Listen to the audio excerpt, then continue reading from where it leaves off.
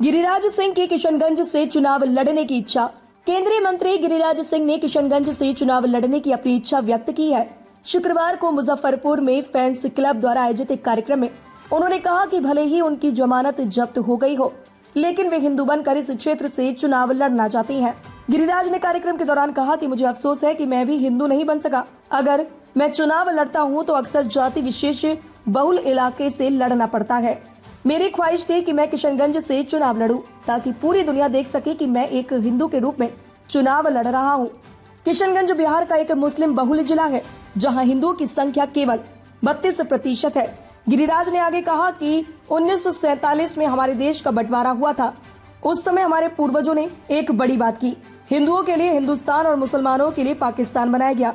यदि सभी मुसलमान पाकिस्तान चले जाते तो आज हमारी बेटियां सुरक्षित होती, लव जिहाद की घटनाएं नहीं होती और मंदिरों के बाहर हंगामा नहीं होता। यह बयान गिरिराज सिंह की राजनीति स्थिति और आगामी चुनावों को लेकर उनके विचारों को दर्शाता है। पूरी वीडियो देखने के लिए आपका धन्यवाद। अगर आप इस वीडियो को फेसबुक पर देख रहे हैं तो कृपया हमारे पेज को फॉलो करें और यदि आप यूट्यूब पर देख रहे हैं तो कृपया हमारे चैनल को सब्सक्राइब करें।